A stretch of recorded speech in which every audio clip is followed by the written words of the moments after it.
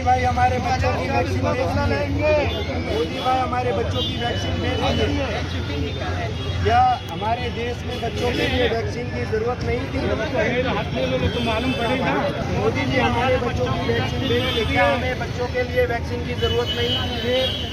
आज हमारा भारत इतना त्रस्त है, तड़प रहा है वैक्सीन के लिए और मोदी भाग दे रहा है।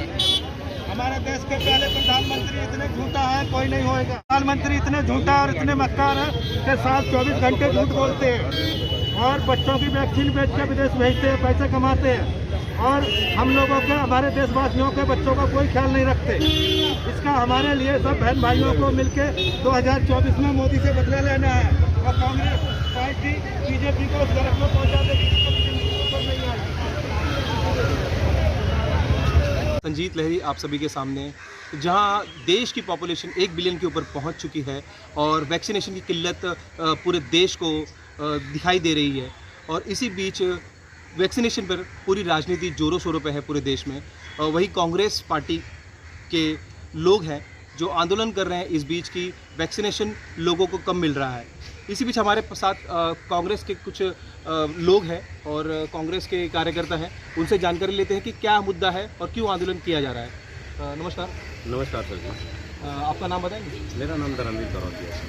तो धर्मवीर जी मतलब ये मुद्दा क्या है और आप लोग ये आंदोलन क्यों कर रहे हैं, किस वजह से आंदोलन किया जा रहा है वैक्सीनेशन पर? आंदोलन इसके लिए किया जा रहा है क्योंकि हमारे, आपको भी पता है कि आज की हमारी देश की जनता कम से कम 1300 करोड़ के ऊपर है और उसके साथ ही साथ हमारे लोगों को वैक्सीनेशन नहीं मिल पा रहा है और हमारे मोदी जी हमारे हित की, हमारे बच्चों की हित की जो वैक्सीनेशन है वो बाहर विदेशों में भेज के उनका मोटा पैसा कमाते हैं।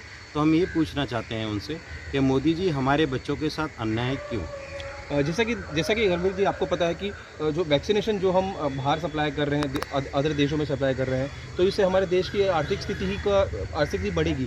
तो इस बारे में आप क्या कहेंगे? सर आर्थिक स्थिति बढ़ेगी, ठीक है, मान्य करता हूँ मैं आपकी, बट कैसा है कि जब हमारी देश की जनता नहीं रहेगी तो उस आर्थिक स्थिति का रख के क्या करेंगे हम? बिल्कुल जैसा कि आपका कहना है कि हमारे देश में लोग वैक्सीनेशन से जूझ रहे हैं, किल्लत से जूझ रहे हैं, उस पर राजनीति क्यों होनी चाहिए? बिल्कुल। तो ये कार्यक्रम कैसा रहा? अभी आज का कार्यक्रम जो था आप लोगों ने किया तो वो क्या था, उसकी रूपरेखा आप जरा बताइए। ये नए गाँव भोवावाड़े में हम लोगों ने एक कार्यक्रम रखा गया है। यहाँ पे पुष्पा कोहली हमारी नगर सेविका हैं और यहाँ पे हमारे जो और अदर जगह से आए हुए कार्यकर्ता हैं, उन्होंने सभी ने सहयोग करके एक आंदोलन किया है और इसी के लिए क्या है क्योंकि हमारे बच्चों के साथ में अन्याय क्यों? हमारे देश के वो एक राष्ट्रपति हैं, प्रधानमंत्री हैं और ऐसा है कि उनको पहले हमें देखना चाहिए, हमारी देश की जनता को देखना चाहिए और हमारे से पूर्ति ही हो जाए तब आप बाहर विदेशों में जो भी आपको देना है, आपको बिजनेस करना है, जो भी करना कर सकते हैं ना। तो इस बार लोग मतलब कहाँ तक पहुँचे हैं और इसकी कार्रवाई कहाँ तक पहुँची है कि आप लोगों ने सिर्फ आंदोलन किया है कि कहीं इसको आगे तक भी बढ़ाया गया है आंदोलन को? सर जी ऐसा है ना कि ये हर जगह पे अलग अलग जगह पे हो रहा है। ऐसे वडाला में हुआ है, नए गांव में हुआ है, आज नए गांव में हमने किया है और चेंबूर में हुआ है और बहुत सी हर जगह नुक्कड़ पे जहाँ पे हमारे कांग्रेस के कार्यकर्ता हैं वहाँ पे सभी जगह पे ये आंदोलन चल रहा है। बिल्कुल ठीक है, धन्यवाद धर्म जी, आपने सहयोग दिया और उसके बारे में जानकारी।